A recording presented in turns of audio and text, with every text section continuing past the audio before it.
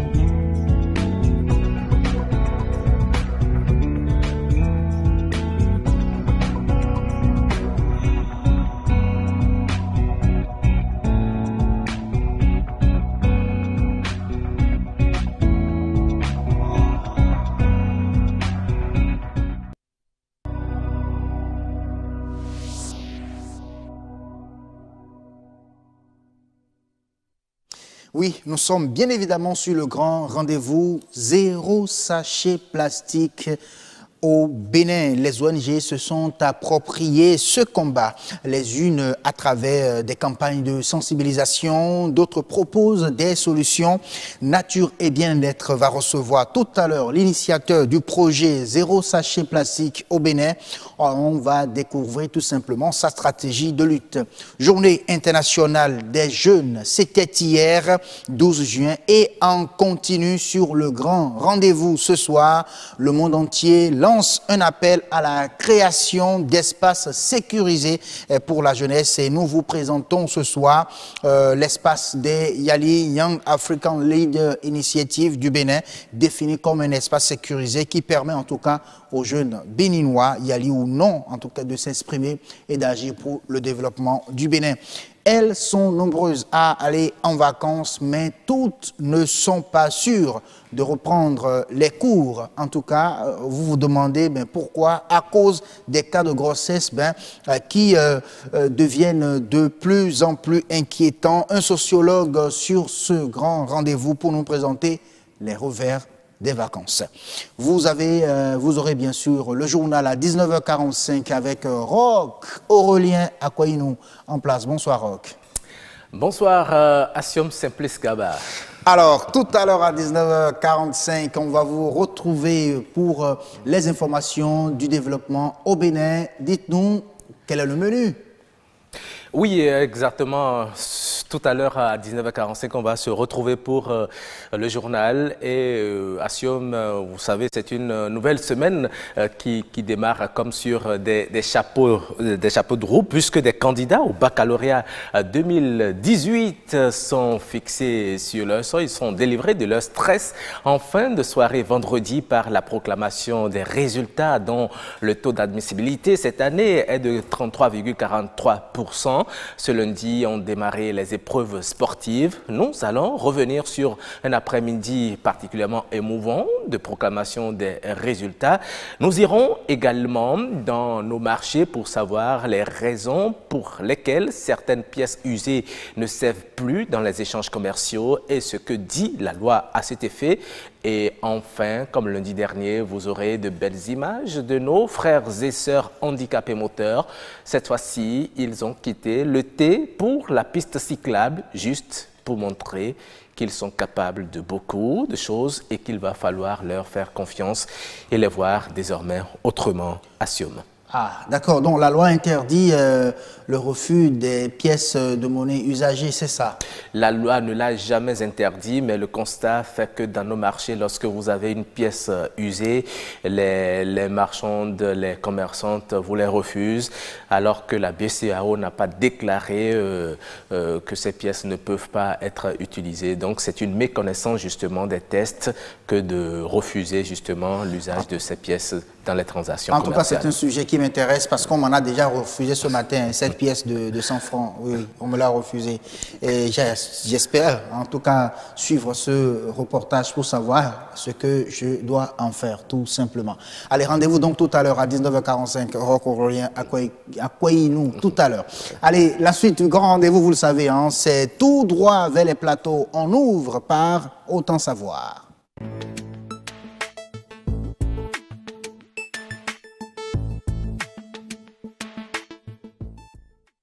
Autant Savoir vous présente, c'est-à-dire un revers des vacances. Il s'agit bien sûr des grossesses. Oui, pendant les vacances, ça arrive. Hein. Elles vont toutes en vacances, mais ne sont pas toutes sûres, en tout cas, de retourner en classe sans avoir un ballon devant. Alors on se demande en réalité, qu'est-ce qui cause, qu'est-ce qui fait que les jeunes filles, les écoliers, les élèves tombent enceintes pendant les vacances? Un sociologue pour nous entretenir sur la question. Nous allons suivre d'abord ce reportage de Éléonore qui nous présente cette situation au Bénin. Ça devient très très inquiétant. Regardez. Environ 2763 cas de grossesse enregistrés en 2016 interpellent la conscience collective.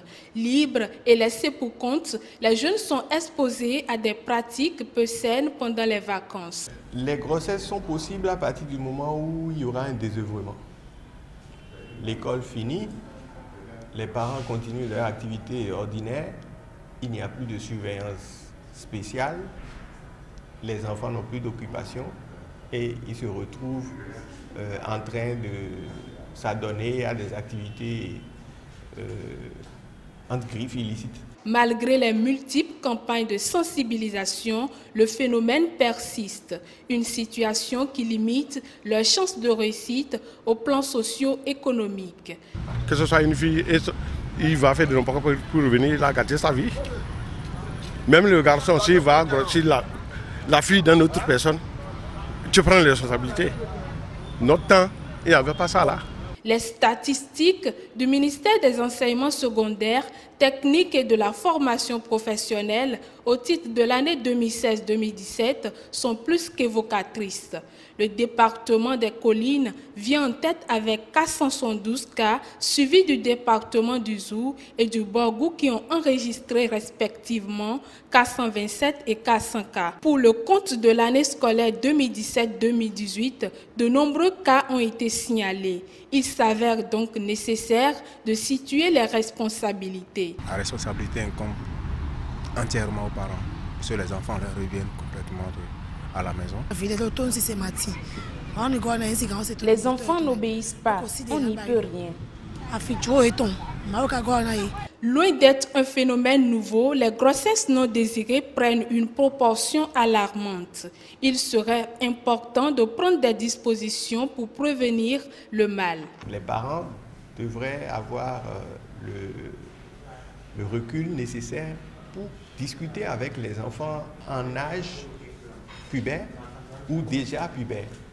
Si les parents sont incapables, ils peuvent s'appuyer sur les médecins, ils peuvent s'appuyer sur les psychologues, ils peuvent s'appuyer sur les psychiatres, ils peuvent s'appuyer sur les sages-femmes pour permettre à l'enfant de découvrir et de comprendre que la sexualité ne peut pas être un sujet tabou. Lorsque la grossesse survient, les adolescentes sont exposées à des complications du fait de leur jeune âge. On pourra avoir plein de complications, dont la plus grave, c'est l'hypertension artérielle qui peut se développer au cours de la grossesse et rendre dangereuse donc le fait qu'elle porte cette grossesse, parce qu'elle pourrait avoir des complications à type d'éclampsie, donc des convulsions qui peuvent être mortelles. L'accouchement, lui, peut être compliqué ou compromis par voie naturelle et obliger les gynécologues à faire une opération césarienne puisque l'enfant est trop gros pour sortir par les voies naturelles qui sont trop petites. La sexualité des adolescentes apparaît aujourd'hui comme un sujet important au Bénin. Il convient donc de sensibiliser, d'enseigner et d'éduquer la jeune génération sur les attitudes et valeurs à adopter pour une vie sexuelle épanouie. Et nous sommes avec Dr Arwandinou. Oui. Merci beaucoup d'avoir accepté notre invitation. Raymond Bernard Arwandinou, vous êtes docteur en sociologie. Vous avez suivi ce reportage tout à l'heure sur le cas des grossesses en milieu scolaire, également pendant les vacances. Comment est-ce que le sociologue analyse une telle situation? Merci beaucoup, monsieur le journaliste. Je vous remercie de l'invitation. Par rapport à la question que vous m'avez posée, c'est vrai que on remarque depuis, je vais dire, plusieurs années, que les vacances sont pour les enfants des moments de divertissement. Et c'est fort en fait de cette perception sociale-là que généralement, après les vacances, donc quelques mois, quand l'année scolaire démarre, on se rend compte que beaucoup de nos filles dans nos lycées et collèges sont tombées grosses. Mais en fait, c'est quoi les causes? J'ai commencé par le dire. La première cause vient de la perception que les enfants ont des vacances. Pour eux, vacances signifie moment de distraction. Oui. Et qui dit distraction, dans la perception des enfants, on pense au libertinage. Or, liberté n'est pas libertinage. Donc, on se dit, on a 2 mois et demi, 3 mois de vacances pour faire ce qu'on veut. La tranche d'âge, souvent, c'est des adolescents, donc de 12, 13 à 19, 20 ans, qui se disent que pendant les vacances, il faut essayer de nouvelles choses. Premier niveau. Alors, la seconde cause, c'est que je parlerai d'un certain déni parental. Déni parental en ce sens que les parents se disent, ils sont à l'école, une fois qu'ils reviennent de l'école, ils restent à la maison. Or, un enfant de cet âge-là, de cette tranche d'âge-là, adolescent de 12, 13 à 19, 20 ans, psychologiquement, n'arrive pas à s'occuper seul. Donc, en tant que parent, les parents sont censés les aider à s'occuper. Donc, comme il y a un déni parental, les enfants s'occupent comme ils le peuvent, comme ils le pensent, et bonjour les dégâts. Et la troisième cause que je voudrais rapidement souligner, c'est que l'éducation n'est pas que le fait des parents. Nous avons plusieurs instances en termes de systèmes qui suivent un enfant au niveau de son processus de socialisation.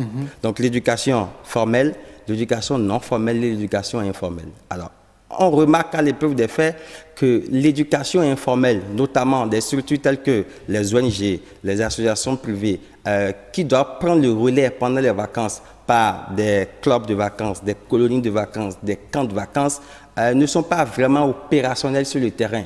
Ce qui fait que toute la chaîne du système éducatif étant en griffe, en déliquescence, les enfants se retrouvent un peu comme ça. Et donc pour vous, le problème, le véritable problème, c'est le fait de ne pas occuper les enfants. Exactement. Pendant les vacances. Exactement. C'est ça le problème. Mais vous avez dit que les vacances sont considérées par les enfants comme des moments de distraction. Oui. Mais c'est ce que ça devait être normalement. Oui. Par rapport à la sociologie des loisirs, oui, les loisirs ne sont pas des loisirs libres. Ils doivent être encadrés. Imaginez, vous et moi, on est des adultes, on décide un week-end d'aller, je ne sais pas moi, dans une structure hôtelière pour pour notre loisir. Mais imaginez que là-bas, il n'y a aucune personne pour nous guider. Voilà la piscine, voilà telle chose, voilà une salle de gym. Donc, vous imaginez, même si l'adulte a besoin d'être guidé, à plus forte raison, les jeunes. Et quel type de jeunes? Ici, on parle des adolescents. Okay. Les adolescents, par définition en sociologie, c'est des personnes qui sont en crise. Crise avec elles-mêmes, crise avec l'autorité.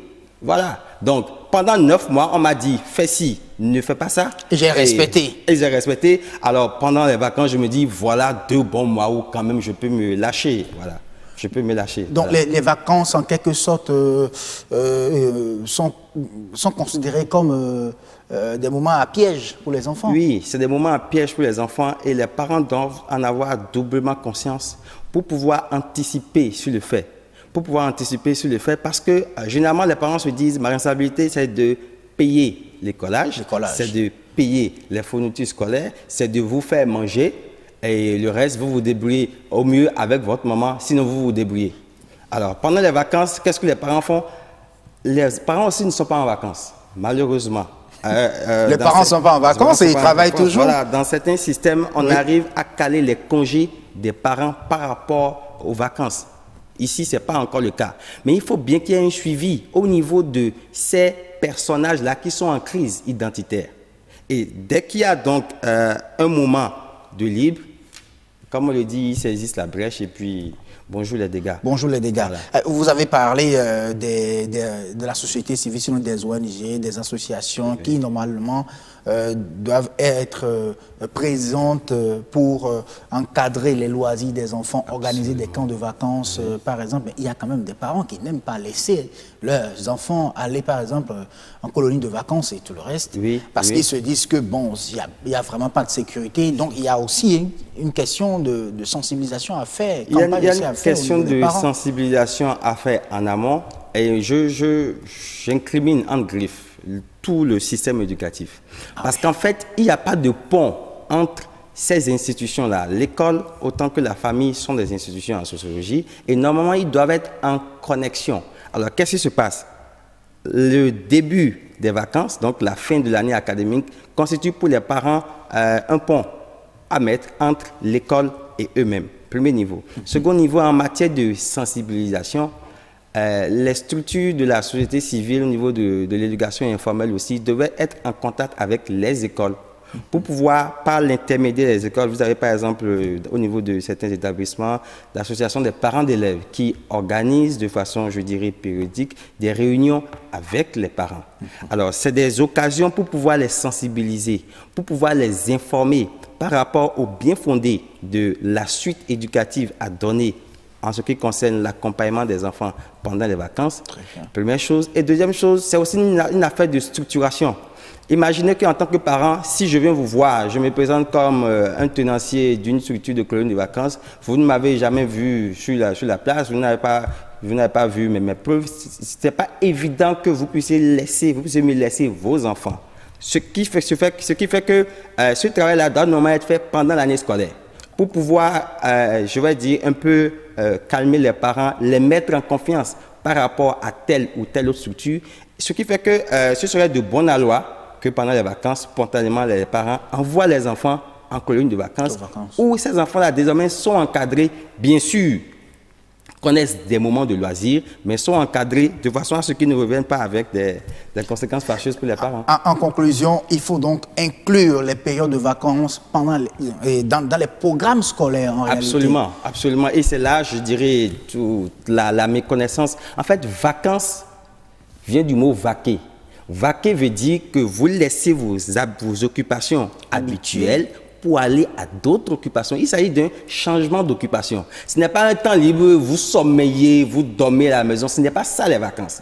Ce qui fait que normalement, il doit y avoir un pont, il doit y avoir une connexion entre les diverses structures chargées de s'occuper parce qu'en fait, les 3 mois de vacances ne sont pas des mois de loisirs libertins.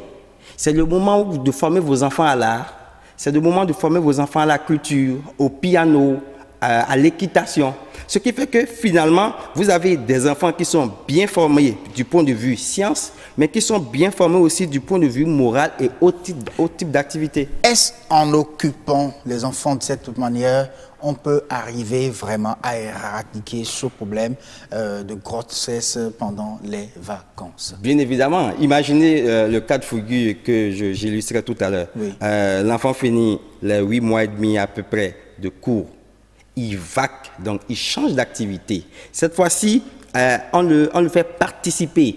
Donc, il est dans le loisir, il apprend d'autres choses, il découvre d'autres choses et c'est millimétré. À la limite, il se retrouve dans une autre forme de système scolaire, mais une forme de système scolaire qui ne dit pas son nom. Et vous avez un enfant dans ce contexte-là pendant 2 mois et demi, mais il revient à la maison, il vous informe sur les nouvelles choses qu'il a apprises et il a été en griffe à l'école aussi, parce que pendant l'année scolaire, il n'a pas pu tomber enceinte. Donc, pendant la période des vacances, qui est une autre forme de période scolaire, mais cette fois-ci, de période scolaire où il vaque en termes d'activité, évidemment. Est-ce qu'il ne faut pas également organiser quand même des séances d'éducation sexuelle? Oui, des séances d'éducation sexuelle. Les séances d'éducation sexuelle, en principe, je n'aime pas trop en parler parce que les gens aiment sortir ça un peu comme un cheveu sous la soupe. L'éducation, c'est un processus de socialisation. Donc, on n'attend pas 18 ans pour dire, bon, maintenant, viens, petite fille, je vais t'informer. Voilà. Donc, en principe, ça devait se faire depuis, je vais dire, le bas âge. Pour l'école, les parents doivent prendre le relais. Et ensuite, au niveau des vacances, ces structures aussi prennent le relais. Donc, quand je parle d'éducation à la sexualité, je n'aime pas sortir ça comme un chapeau de roue parce que normalement, il devait même être inclus. Cette éducation-là devait être inclue au niveau des programmes de formation, ce qui, bon, pour l'instant, n'est pas toujours le cas. Voilà. Merci beaucoup à vous, docteur Raymond Bernard Awandjinou. Vous êtes docteur en sociologie. Merci d'être venu nous entretenir sur cette question. On retient tout simplement qu'il faut inclure les vacances déjà dans les programmes scolaires et que les ONG, les associations, surtout l'association des parents d'élèves, doivent travailler de commun accord avec l'école, avec le système éducatif, pour que ces enfants-là puissent effectivement changer d'occupation et non être laissés libres. Exactement, afin que nos vacances ne soient plus des instants de libertinage, mais des instants d'apprentissage d'autres types d'activités. Voilà. Merci beaucoup à vous et à très bientôt, docteur. Nous allons continuer. Cette fois-ci, on reste toujours dans le milieu de la jeunesse pour parler, pour célébrer, si vous voulez, notre journée internationale de la jeunesse aujourd'hui, puisque c'était hier de façon officielle, mais ça continue sur le grand rendez-vous. Ce sera avec l'ESPER.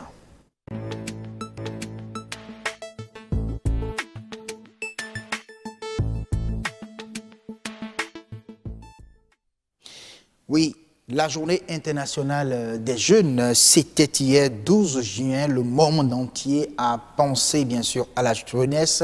C'est en continu sur le grand rendez-vous ce soir. Le monde entier a lancé hier donc un appel à la création d'espaces sécurisés pour la jeunesse. Et ici sur le grand rendez-vous, nous allons vous présenter bien sûr les Yali du Bénin comme un espace sécurisé pour la jeunesse béninoise, un espace qui lui permet en tout cas de s'exprimer. Je ne sais pas raison, puisque j'ai sur ce plateau le président de l'association des Yali du Bénin, du BYAA, Benin Yali Alumni Association. Merci d'avoir accepté notre invitation, Monsieur Nikes Deguenovo. Bonsoir. Merci, Monsieur Assioum Garba. Voilà, c'est un plaisir de vous avoir sur ce plateau, de parler, bien sûr, de présenter le Yali, l'association, le BYAA, bien sûr aux téléspectateurs. Mais dites-nous déjà, quand on parle d'espace sécurisé pour les jeunes, c'est le thème choisi bien sûr cette année pour la célébration de la journée internationale de la jeunesse. Comment est-ce que vous vous entrevoyez, comment pour vous comprenez en fait ce thème-là? Merci Monsieur Assioum Garba, merci de nous avoir fait l'honneur d'être ici, de dire un ou deux mots par rapport à ce que l'association des Yali du Bénin fait. Et lorsque j'attaque, j'aime bien les thèmes militaires, lorsque j'attaque la thématique de cette année, de la Journée internationale de la jeunesse, qui est relative aux espaces sécurisés pour la jeunesse, déjà, en termes d'espace sécurisé pour la jeunesse, je vois en fait un certain nombre de creusets qui donnent l'opportunité à la jeunesse donc, de pouvoir mettre en valeur son potentiel, de pouvoir s'exprimer, de pouvoir avoir son mot à dire. Vous n'êtes pas sans savoir que nous sommes dans un pays, d'abord, dans un monde où de plus en plus la jeunesse est en train de prendre la valeur, et nous sommes dans un pays où il y a 6 millions pratiquement de jeunes. Les jeunes font pratiquement 60% de la population nationale. Donc, du coup, la jeunesse devient donc le fer de lance pour pouvoir réellement fonder un développement digne du nom. Alors, vous avez sorti l'expression « la jeunesse constitue le fer de lance », celle béninoise. Est-ce que vous sentez en réalité qu'elle est en action, qu'elle est en activité et que les choses lui sont favorables pour vraiment s'exprimer et participer au développement du Bénin? Merci beaucoup.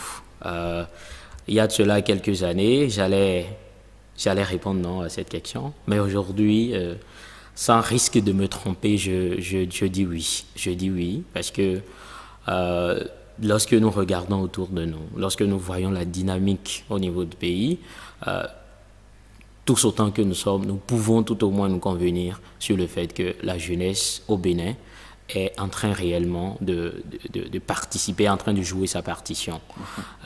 Pour preuve, je vois toutes les organisations de jeunes qui, aujourd'hui, animent l'espace public, qui animent l'espace politique au Bénin. Je vois, à part mon association, les dizaines d'associations de jeunes, l'organe consultatif de la jeunesse, la JCI, ainsi de suite, les actions qui sont menées par ces diverses organisations de jeunes et qui ne manquent pas d'impacter. Pour preuve, très récemment, il y a eu les ateliers de la démocratie qui ont regroupé plus d'une dizaine d'associations de jeunes. Et les ateliers de la démocratie constituent l'un de nos projets qui, actuellement, sont en train d'avoir un impact réel sur le terrain. Donc, lorsque je me réfère à ces exemples, lorsque je me réfère à ces différents éléments, je dis en fait que la jeunesse bouge au Bénin. Maintenant, est-ce que l'opportunité, est-ce que l'espace est réellement donné à la jeunesse réellement pour s'exprimer? Je dis oui, même si ce n'est pas encore parfait, il y a un début qu'il faut tout au moins reconnaître. La preuve, au niveau du gouvernement actuel, on voit jusqu'à quel point le président fait l'effort pour que les jeunes puissent être représentés au niveau de son gouvernement. Pour preuve, à la jeunesse, évidemment, là c'est évident, au ministère de l'économie numérique, ainsi de suite, c'est des exemples qui sont palpants.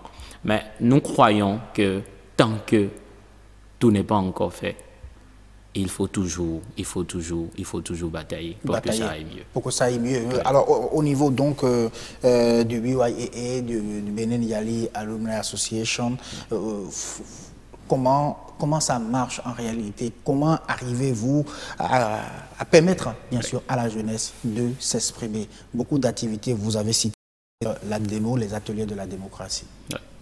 Merci beaucoup, M. Garba. S'il y a une chose merveilleuse par rapport à l'association des Yali du Bénin, c'est que c'est une association qui, certes, est naissante, mais qui travaille non seulement pour promouvoir ses membres, mais pour donner, comme vous venez de le dire, une chance unique à la jeunesse béninoise. Cela se fait essentiellement à travers les différentes initiatives qui sont prises par l'association, ce que nous appelons en termes de projets, en termes d'activités particulières, en termes de journées, ainsi de suite.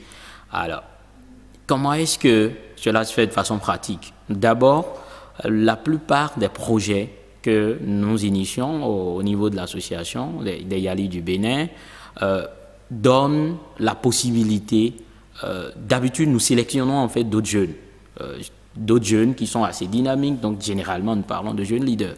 Nous les sélectionnons et nous essayons en fait de les capaciter. Nous essayons de les capaciter, mais nous ne nous arrêtons pas là, nous leur donnons la possibilité d'aller à l'action. Et lorsque nous le faisons, nous ouvrons nos canaux de communication. À travers nos canaux de communication, nous donnons la chance à cette jeunesse de pouvoir d'abord être connue, de pouvoir s'exprimer, de pouvoir bénéficier des canaux de l'association pour donner de la visibilité à ce qu'elle fait, ainsi de suite. Maintenant, il y a suffisamment d'exemples. En 2016-2017, nous avons organisé la première le premier camp Yali à Parakou, qui a regroupé 100 jeunes remarquables au Bénin. Ça a été un événement tout à fait particulier, tout à fait extraordinaire, où nous avons capacité les jeunes en termes d'entrepreneuriat, en termes d'engagement civique, en termes de gestion publique. L'impact a été que lorsque ces jeunes en fait, sont rentrés chez eux, ils ont déjà, en fait, lorsqu'on était au camp, ils ont eu en fait, à rédiger des projets de développement communautaire que nous avons essayé de suivre. On en connaît pas mal à Bukumbe, on en connaît à Nati, un peu partout, qui sont en action et qui sont en train d'impacter leur communauté.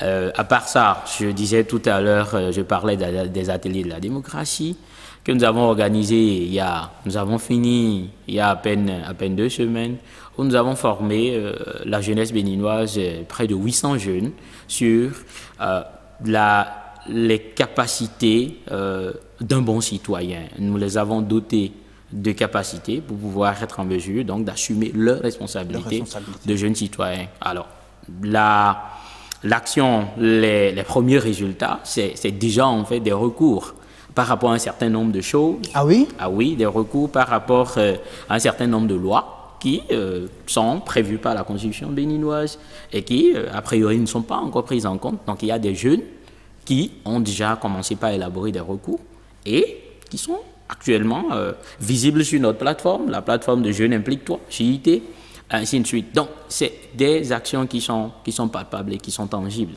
Et lorsque je me réfère à tout ça, sans risque de me tromper, je crois quand même que la jeunesse est en train de bouger et que l'association de Yali Alors, on a quand même senti un certain engouement pour les ateliers de la démocratie, ces jeunes qui étaient là, vous avez dit, qu'il y a déjà plein de recours, mais maintenant déjà en cours. Oui, exactement. Et là, je me dis, est-ce que la jeunesse, est-ce que vous avez senti en réalité que le besoin était là? C'est-à-dire rendre citoyen la jeunesse béninoise. Merci, M. Gaba. Je suis tout joyeux, tout souriant par rapport à vos questions. Lorsque les ateliers de la démocratie étaient en cours, j'ai un ami qui a été sélectionné, qui a participé. Et il m'a écrit un message. Il m'a dit, Nikez, si les ateliers de la démocratie, les ADEMO, n'étaient pas créés, il fallait les inventer. Comme pour me dire, Nikez, c'était en fait ce qu'il fallait. C'était ce qu'il fallait. Il me disait en fait, c'était un témoignage vivant, que lui, il n'a jamais compris un certain nombre de prérogatives du président de la République. Il n'a jamais compris qu'en tant que simple citoyen, qu'il était en mesure de saisir la Cour constitutionnelle. Il n'avait jamais compris qu'en tant que citoyen, en tant que membre d'une communauté, qu'il avait la possibilité d'assister à un conseil communal, que lui, il ne savait rien de tout ça.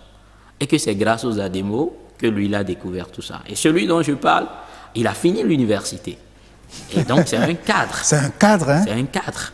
Mais qui, a priori, ne maîtrise pas encore ces éléments. Ce n'est pas, en réalité, sa faute. Combien sommes-nous à le savoir? C'est la plus grande question.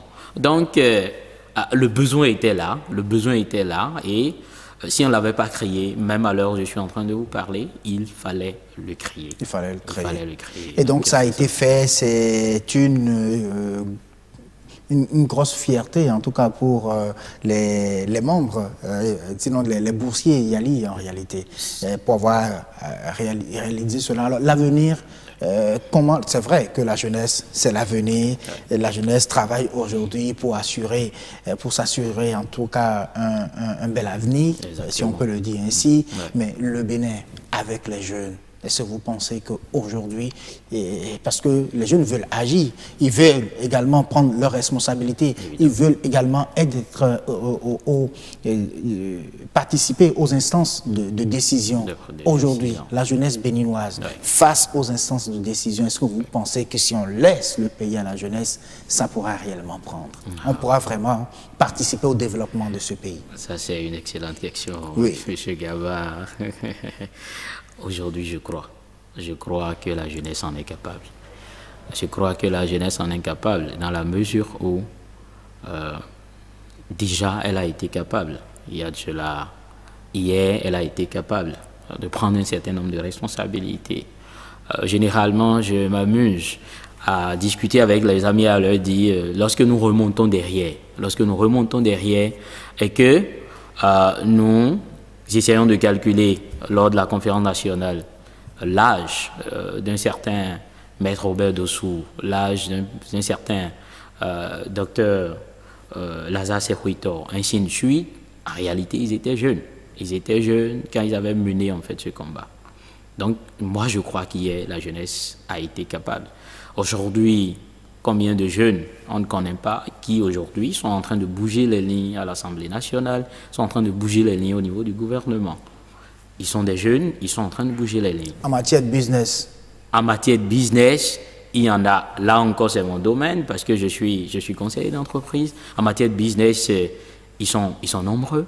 Je ne sais pas s'il m'est permis de citer un certain nombre de noms, mais au niveau des YALI, déjà, c'est une association de jeunes et je suis dans le track business et entrepreneuriat, qui est mon track personnel, pour lequel j'ai voyagé. Oui.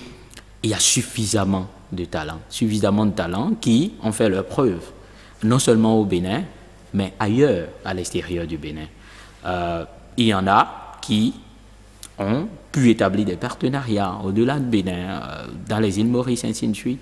Et pas plus tard qu'il y a de cela une semaine, nous avons eu encore quelques jeunes qui sont revenus des États-Unis et qui sont des YALI et qui sont là encore pour pouvoir bouger encore davantage les lignes. Voilà, il y a suffisamment d'exemples, monsieur le journaliste, que je suis... La jeunesse béninoise a besoin de quoi aujourd'hui pour impacter davantage? La jeunesse béninoise a besoin d'être crue. Elle a besoin d'une confiance. Elle a besoin qu'on lui fasse confiance, qu'on lui donne la possibilité de démontrer de quoi elle est capable. Au niveau de notre association, il y a suffisamment de capacités, il y a suffisamment de talents.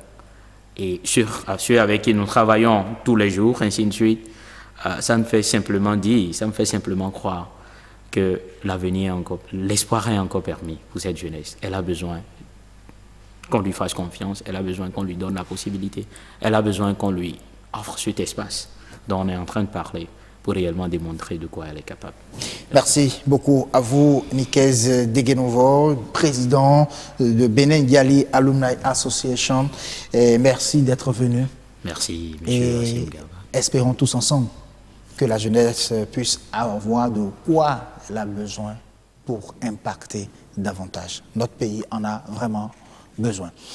Et parlant bien sûr de jeunes, nous allons recevoir un autre qui lutte également, qui est même responsable d'ONG et qui s'est fait, en tout cas sienne, je vais dire, je parle bien sûr de son ONG, la lutte contre les sachets plastiques au Bénin. 0 sachet au Bénin, c'est lui l'initiateur, on le reçoit sur Nature et Bien-être.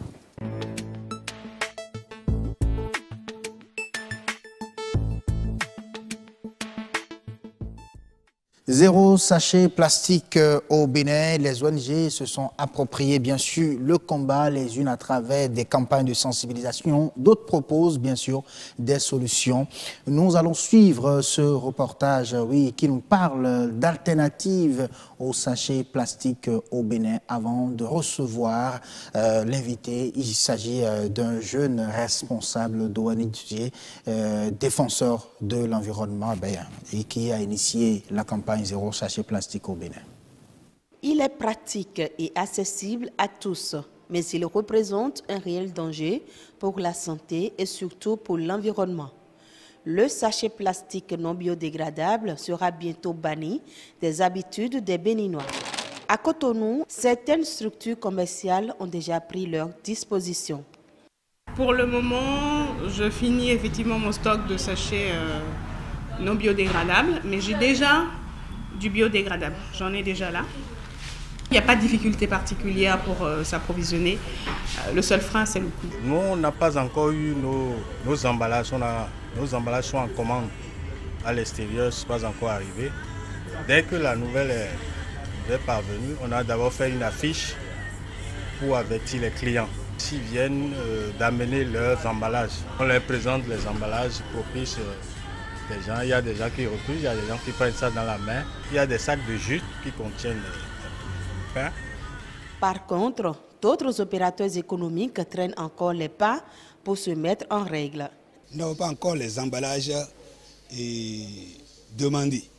Nous sommes toujours en train d'utiliser les sachets plastiques pour le moment, mais nous avons déjà fait des commandes qui sont déjà en cours, qui vont arriver d'ici à là, et que nous allons commencer par maintenant donner aux clients au moins opportun. L'adoption des alternatives aux sachets plastiques non biodégradables est diversement appréciée des consommateurs. C'est top, parce que déjà le sachet, moi-même, je suis contre les emballages avec les sachets qui polluent l'atmosphère. Maintenant, le système a adopté pour donner des sacs, pour vendre des sacs moyennant 100 francs, j'approuve. Il y aura moins de pollution. C'est une belle stratégie. J'ai apprécié l'emballage qu'ils ont trouvé pour pallier à l'utilisation des sachets plastiques. Je préférerais que ce soit des sacs en papier. Sacs en papier, sachets plastiques biodégradables, sacs en tissu, autant d'alternatives disponibles sur le marché. Mais ces emballages sont bien plus coûteux tant pour les clients que pour les commerciaux. Les populations béninoises ont jusqu'au mois de juillet pour dire adieu aux sachets plastiques non biodégradables.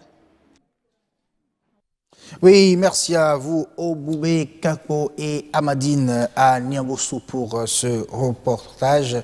Je dirais même juste une petite enquête pour voir les solutions disponibles sur le terrain. Brice Novidé nous a rejoint en plateau. Il est l'initiateur zéro sachet du projet Zéro Sachet Plastique au Bénin. Bonsoir. Oui, bonsoir, chers journalistes. Merci d'avoir accepté notre invitation de venir nous parler, bien sûr, de votre stratégie de lutte contre les sachets plastiques non biodégradables au Bénin. Vous vous êtes approprié ce combat-là. Pourquoi? Oui, j'ai constaté au début que notre pays, le Bénin, est très sale. Et j'ai commencé par faire ce constat depuis 2012. Et c'est comme ça, en 2015, j'ai initié ce projet Zéro Sachet au Bénin. Parce que, pourquoi Zéro Sachet au Bénin? Au début, c'était Zéro Sachet au Bénin. Mais aujourd'hui, on a dit Zéro Sachet Plastique au Bénin parce que les autorités nous ont conseillé que les sachets biodégradables sont bien à utiliser. C'est ainsi le projet a passé par Zéro Sachet au Bénin pour venir au niveau de Zéro Sachet Plastique au Bénin. On a commencé cette lutte en 2015, on sensibilise la population, surtout les parents. Et avec le temps, en 2016, on a constaté que ça serait très difficile pour nous d'atteindre cet objectif Zéro Sachet Plastique au Bénin. Et c'est de là que j'ai initié un sous-projet Zéro Sachet Plastique en milieu scolaire au Bénin. Ah oui, Zéro Sachet Plastique en milieu scolaire au Bénin. Donc c'est un sous-projet pour le projet Zéro Sachet Plastique au Bénin. Plastique au Bénin. Et comment ça marche? Comment conduisez-vous ce projet-là? Oui, le projet Zéro Sachet Plastique au Bénin, tout d'abord, la lutte contre les sachets plastiques, c'est une question d'éducation et de changement de mentalité. Et comme les milieux scolaires, c'est un lieu où on éduque les enfants, on éduque les apprenants, nous avons jugé, bon, si on arrive à commencer par là, nous allons atteindre tout le monde. Parce que les sachets plastiques ont d'énormes conséquences. Et il faut d'abord faire des apprenants des conseillers ambassadeurs. Parce que les apprenants sont partout, que ce soit dans les familles, dans les rues, au marché, partout. Donc si on arrive à faire de ces apprenants des conseillers ambassadeurs, petit à petit, nous allons atteindre notre objectif qui est Zéro Sachet Plastique au Bénin. Et donc vous allez dans les écoles pour sensibiliser les enfants, vous avez des séances particulières. Comment ça se passe de façon pratique? Dites-le nous juste en quelques secondes, le temps qu'on aille voir Rocacoyeno. Ok. Nous sensibilisons dans les écoles, surtout nous, on sensibilise notre visée qui est apprenant, parents d'élèves, bonnes dames, dirigeants administratifs sur les effets néfastes d'utilisation des sachets plastiques. On va revenir en tout cas sur la campagne dans un instant. Vous allez nous dire en réalité comment ça se passe dans les écoles de façon précise, surtout avec les enfants que vous faites souvent ambassadeurs de lutte contre les sachets plastiques, c'est ça, hein? Oui, c'est oui, ça. On va en parler dans un instant. Pour le moment, c'est Roch Akwainou qu'on va retrouver dans la rédaction de BB24. C'est l'heure du journal.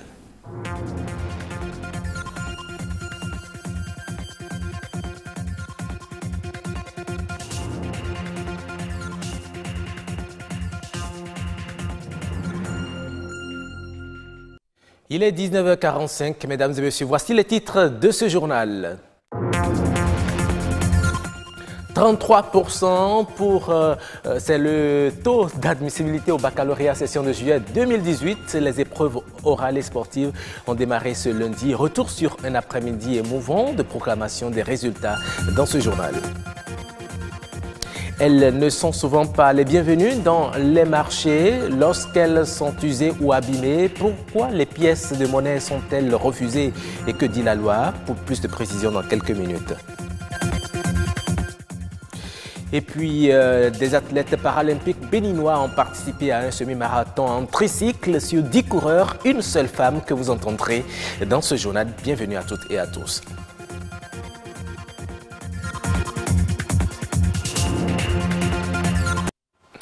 Baccalauréat 2018 au Bénin, les candidats sont déjà fixés sur leur sort. La proclamation des résultats de l'écrit a eu lieu en fin de semaine dernière. Sur les lieux, il y avait ceux qui pleurent, ceux qui rient et ceux qui se donnent le courage malgré leur énième échec.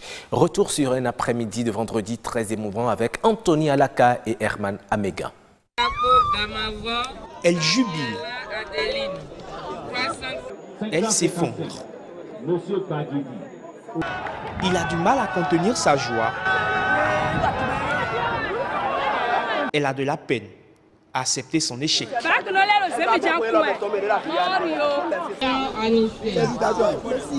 Véritable contraste d'émotions à mesure que s'amplifient dans ce haut-parleur les noms des candidats admissibles au baccalauréat.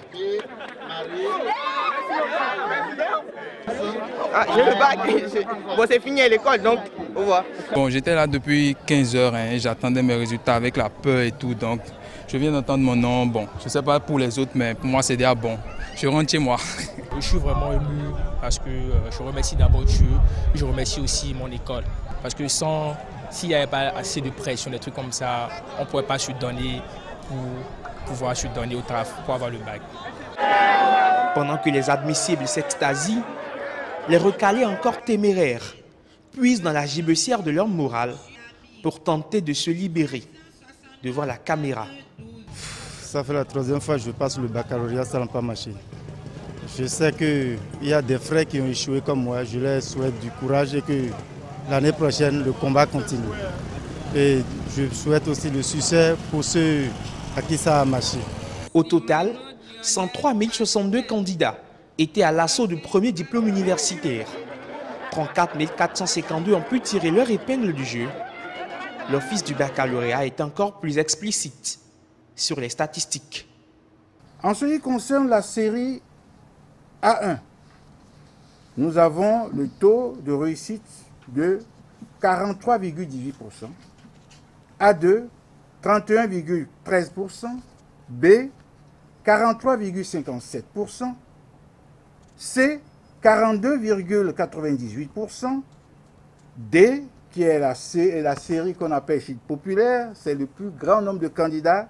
Malheureusement, ici, nous avons un taux de 24,76%, F1, 22,15%, F2, 50,65%, F3, 77,26%, F4, 44,14%, G1, 54,06%, G2, qui a fait un bond cette année, 67,37%, G3, 43,8%, Et au total, nous avons un taux de 33,43%.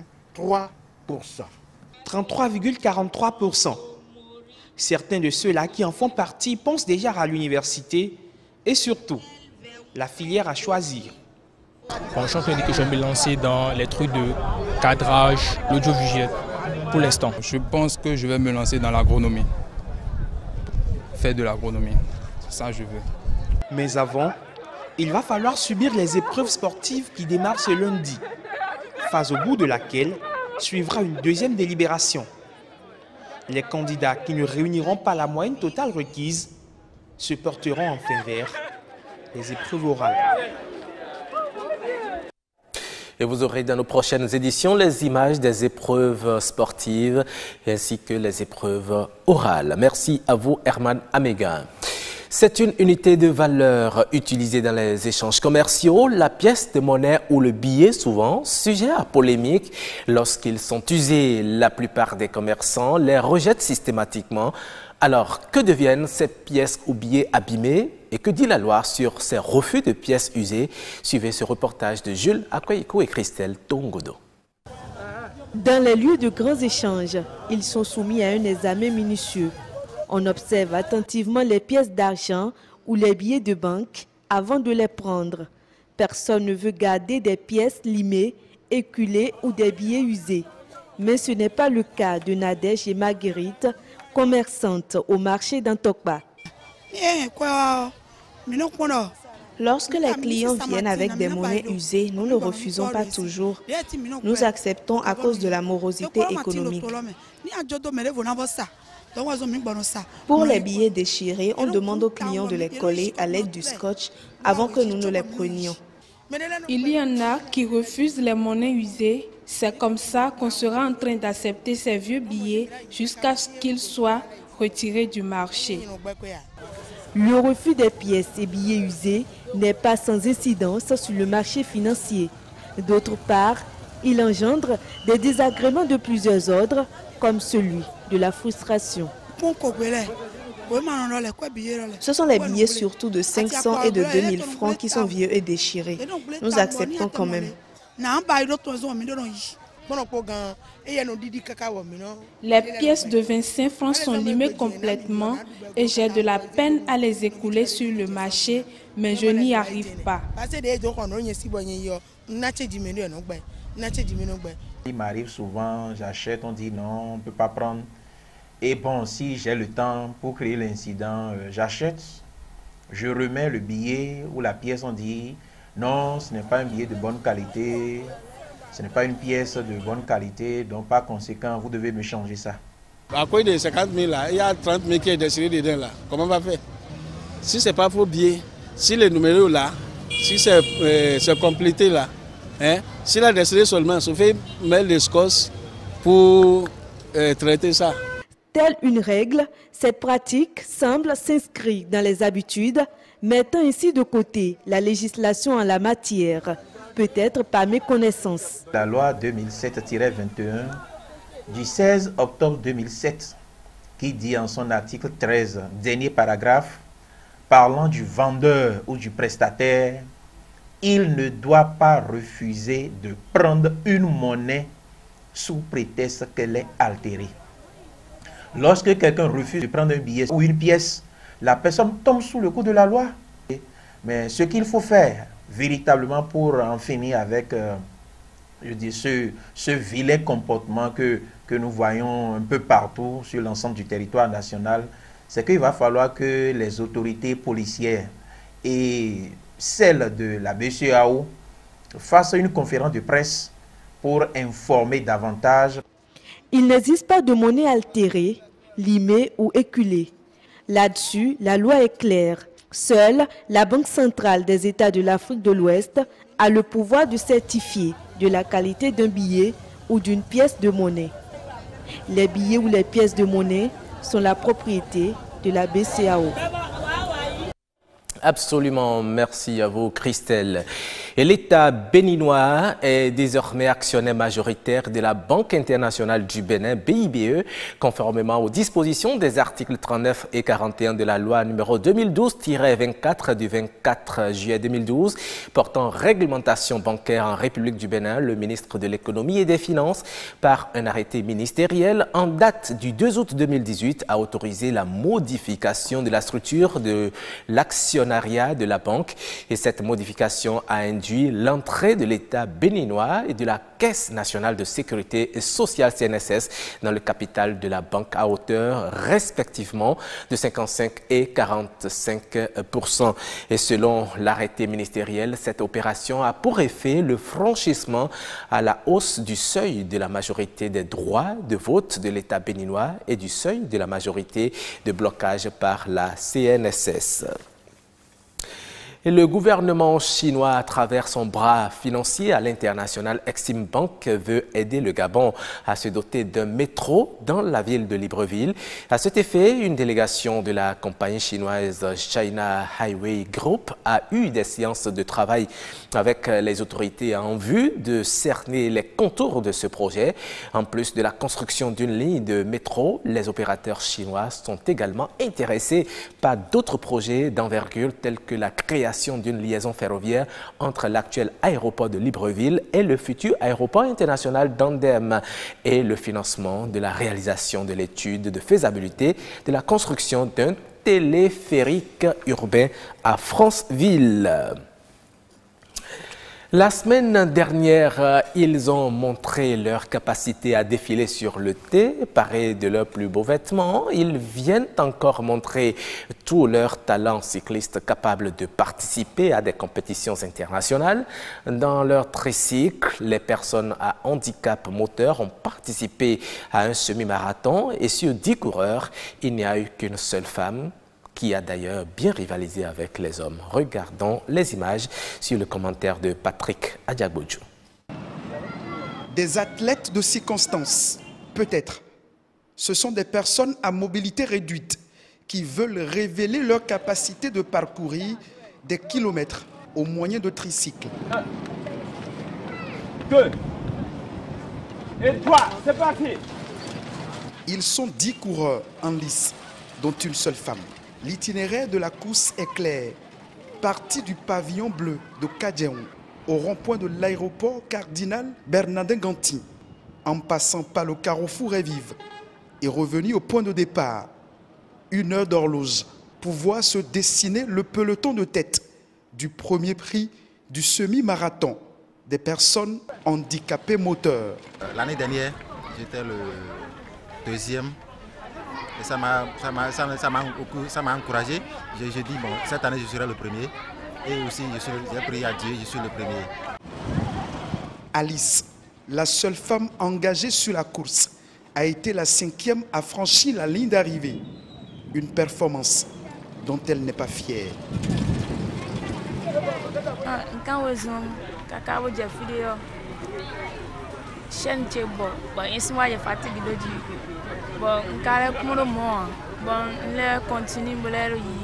La jeune dame n'arrive pas à accepter son échec. La mort dans l'âme, elle est convaincue que son infirmité n'est pas une limite. Et pourtant, de nombreux écueils font en effet barrière à l'émancipation des personnes handicapées moteurs. Le handicap n'est pas un problème véritablement, c'est l'absence d'accès à un certain nombre de services, l'absence d'accès aux différentes initiatives qui posent le vrai problème des personnes handicapées. Et donc, passer par le sport pour faire comprendre à l'ensemble des communautés, pour faire comprendre aux citoyens béninois et à tout le monde entier que les personnes handicapées sont capables, je pense qu'il n'y a pas meilleure manière d'exprimer cette disponibilité des personnes handicapées à participer pleinement à la vie de la société. Ephrem Aniambossou, lui aussi, handicapé moteur, initiateur du projet, espère voir le rayonnement du handisport grâce aux accompagnements des structures en charge du sport et de l'émancipation des jeunes. Voilà, mesdames et messieurs, c'est la fin de ce journal que je vous remercie d'avoir suivi. Allez, merci à vous, Roch Akouinou. On se dit donc à demain pour une autre édition du journal. On revient en plateau avec Brice Non-Vidé, qui est l'initiateur Zéro Sachet Plastique au Bénin. Et ça a commencé par Zéro Sachet Plastique en milieu scolaire. Ça commence par le projet Zéro Sachet Plastique au Bénin. Et pour vite atteindre l'objectif, on a choisi les milieux scolaires pour faire des apprenants, des conseils ambassadeurs de ce projet. Des conseils ambassadeurs, voilà, très bien. Alors, et comment se passent alors les campagnes? On était bien sûr sur cette question quand l'heure du journal a sonné. Oui, nous on sensibilise surtout dans les écoles, dans les églises, dans les marchés, dans les mairies, un peu partout. Dans les écoles, nous sensibilisons les bonnes dames, les parents d'élèves, les apprenants, les dirigeants administratifs et même la population. Dans les marchés, les vendeurs et les acheteurs. Ok. Et alors, souvent les sachets plastiques sont interdits, surtout pour les conséquences néfastes sur l'environnement, mais lesquelles de ces conséquences-là mettez-vous souvent en exergue à travers vos campagnes? Oui, les sachets plastiques, surtout les matières plastiques, en l'occurrence les sachets plastiques, jouent un rôle salutaire, mais à risque. Comme rôle, nous savons tous qu'il s'agit de la protection du corps et de la conservation des aliments et d'autres produits. Notons que les sachets plastiques sont fabriqués à base des déchets du pétrole et autres composants toxiques. C'est ce qui fait qu'aujourd'hui, les sachets plastiques, on a constaté que ces sachets ont d'énormes conséquences sur la santé de l'homme, sur l'environnement et même sur les animaux. Si nous prenons le cas de notre environnement, qu'est-ce qui salue plus notre cadre de vie? Ce sont les ordures. Mais qu'est-ce qui domine ces ordures? Ce sont les sachets plastiques. Parce que leur durée de vie, ça fait 100 à 400 ans avant de se décomposer. Une fois que ça salit, nous voyons aussi que ces sachets plastiques causent des inondations. Parce qu'une fois qu'on les utilise, on les jette dans la nature, ce qui empêche l'eau de pénétrer véritablement le sous-sol. Et ça cause aussi des inondations. C'est aussi à la base du changement climatique. C'est aussi à la base du changement climatique. Parce que nous avons constaté aussi que nos mamans ont l'habitude de brûler les sachets plastiques en disant qu'elles sont en train de faire feu, ce qui est très dangereux. C'est très dangereux parce que la fumée produite par l'incinération des sachets plastiques, ça contient ce qu'on appelle dioxine cancérigène, et surtout quand les aliments sont chauds. Nous avons l'habitude aussi de payer des nourritures chaudes dans des sachets plastiques, ce qui est très dangereux, et ça cause les maladies qu'on appelle cancer. À part ça aussi, dans nos océans, on a constaté aujourd'hui qu'il y a assez de sachets plastiques dans les océans. Et si nous ne finissons pas avec l'usage des sachets plastiques d'ici 2030, il y aura plus de sachets plastiques dans nos océans que de poissons. Nous irons à la recherche de poissons, mais nous reviendrons à la maison avec des sachets plastiques. Est-ce qu'on va revenir même à la maison avec? On risque de les laisser là-bas. Alors, mais vous venez d'ailleurs même d'une mission, d'une campagne de sensibilisation à l'intérieur du pays. Dites-nous déjà les régions parcourues et comment ça s'est passé, cette campagne-là? Oui, le 5 juin 2018, nous sommes en mission pour le ministère du Cadre de vie et du développement durable sur la lutte contre les sachets plastiques.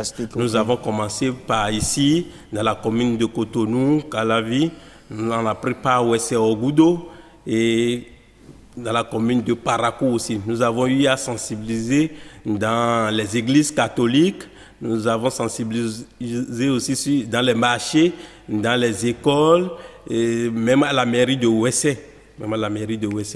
Donc, c'est un peu notre cible de sensibilisation, sensibilisation de masse. Nous avons fait une sensibilisation de masse. Et vous avez donc pris part les marchés, les églises, les mosquées aussi? Non, oui, les mosquées aussi sont dedans, parce que dans les mosquées, en ce qui concerne les mosquées, nous ne sommes pas aller à l'intérieur pour parler, mais dans les églises catholiques, si le prêtre finit son homélie, il nous passe la parole. Et je sensibilise aussi dans les églises catholiques après l'homélie du prêtre. Donc, et les prêtres aussi appuient, parce que nous sommes tous conscients que c'est un danger. J'espère que vous étiez parti avec la Bible de la lutte contre les sachets plastiques. Non, bon, il n'y a pas. C'est juste une manière C'est juste une manière de parler. Hein. Oui, bon, parce que pourquoi il faut sensibiliser aussi dans les églises? Parce que notre Dieu habite là où le cadre est vraiment sain. Si notre cadre de vie, si les églises sont sales, j'espère pas qu'on ne peut pas appeler Dieu et Dieu va être présent. Non. Notre Dieu vit dans un cadre tellement propre. Alors aujourd'hui, hein, pour qu'il y ait vraiment 0 sachet plastique au Bénin, est-ce que vous pensez que les sensibilisations suffisent? À part maintenant les... Oui, est-ce que vous pensez que les sensibilisations suffisent? C'est vrai qu'il y a des alternatives, des solutions qu'on propose. Que faut-il faire de façon pratique aujourd'hui? Oui, simplement, seules les sensibilisations ne suffisent pas pour atteindre cet objectif.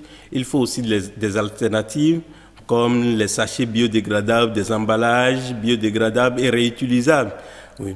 Bon, actuellement, il y a assez de sachets qui circulent. On dit ça, c'est sachets de talons, c'est sachets biodégradables. Non. Les sachets qui sont sur le marché à l'heure actuelle ne sont pas des sachets biodégradables, mais c'est des sachets orseaux. Et les orseaux ne sont pas... C'est autorisé par la loi, mais pour une autre chose. Par exemple, si nous prenons les pots de sang, on peut utiliser déjà les sachets orseaux, mais les biodégradables sont recommandés pour les sachets de 5 francs, 10 francs que nous avons l'habitude. C'est biodégradable carrément, 100%. Biodégradable, oui, parce que surtout ces sachets, les sachets biodégradables, ce sont des sachets fabriqués à base des fécules de manioc. D'autres sont fabriqués à base de l'amidon de pommes de terre, d'autres à base de l'amidon de maïs. Et ces sachets, leur durée de vie, ça fait 3 à 6 mois pour se décomposer. Donc ces sachets n'ont pas des conséquences en tant que telles sur l'environnement, sur la santé et sur les animaux. Comme les sachets plastiques que nous utilisons à l'heure actuelle. À l'heure actuelle. Donc, ce qui est disponible pour la plupart actuellement sur le terrain, ce sont des sachets OXO qui ne sont pas acceptés non plus. Non plus. Voilà. Non. Merci beaucoup à vous, Bernard. Non, ça c'est Brice Nonvilé, initiateur de 0 sachet plastique au Bénin. Merci d'être venu sur notre plateau, nous parler bien sûr de votre stratégie, de comment est-ce que vous menez, bien sûr, votre campagne de lutte contre les sachets plastiques au Bénin. Merci beaucoup de votre engagement. Merci voilà. aussi. Allez, la suite du grand rendez-vous, c'est sur la toile. Chers téléspectateurs, on va suivre à présent l'actu web.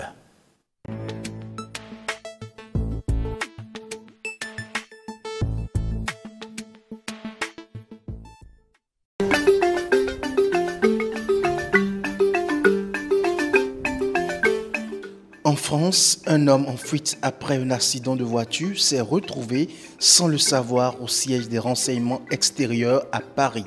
La scène s'est passée vendredi dernier. L'homme sans permis de conduire a pris la fuite à pied à la suite d'un accident sur le périphérique parisien. Il escalade alors une grille à quelques mètres du périphérique et se retrouve dans l'enceinte de la Direction générale de la sécurité extérieure DGSE française située au nord-est de Paris.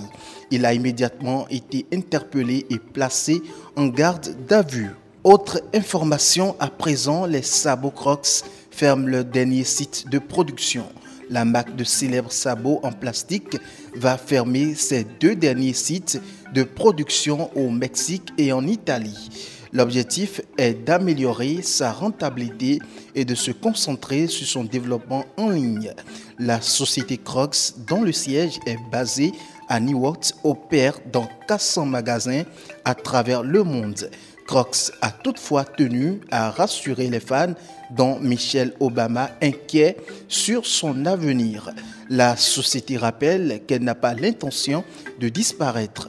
Crocs n'a pas donné de détails sur l'avenir des employés affectés par sa restructuration et se contente de dire qu'elle a déjà inscrit des charges dans les comptes du 2e trimestre et va encore le faire dans les prochains mois. Rappelons aussi que le groupe vient d'accueillir une nouvelle directrice financière, Anne Melman. Créée en 2002, la Société des sabots de plastique a été adoptée notamment par les personnels d'hôpitaux. Et finissons cette belle balade sur la toile par cette information qui parle d'un homme poursuivi par un bébé écureuil et qui appelle la police à l'aide. C'est un appel peu ordinaire qu'a reçu la police dans le sud-est de l'Allemagne d'un homme qui a signalé un bébé écureuil qui ne cessait de le suivre. Une voiture de patrouille était envoyée sur place pour rechercher l'homme et l'animal. Ils ont découvert la poursuite de l'écureuil derrière l'homme peu avant qu'il ne s'arrête soudainement, visiblement épuisé par l'exercice. L'animal s'est depuis remis de ses émotions et s'est trouvé d'autres amis encore. Les policiers de Karlsruhe en ont fait leur mascotte et lui ont trouvé un prénom. Une dure épreuve pour cet homme qui ne savait pas quoi faire. Il se sentait probablement un peu menacé. Fin de cette actualité du web. Merci de l'avoir suivi et à très bientôt.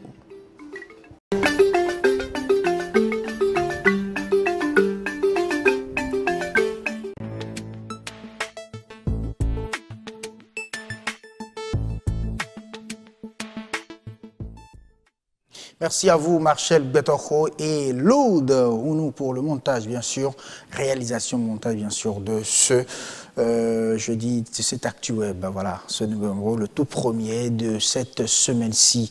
Le grand rendez-vous va finir dans un instant, juste le temps de suivre la météo.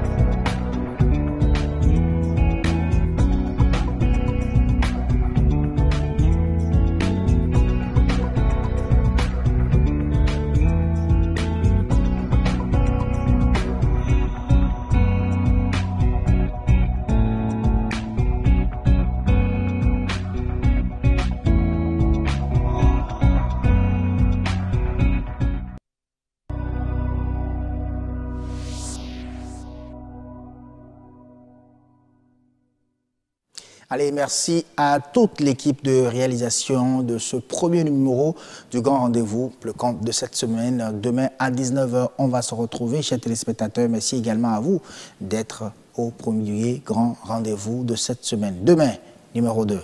Portez-vous bien, Subu 24.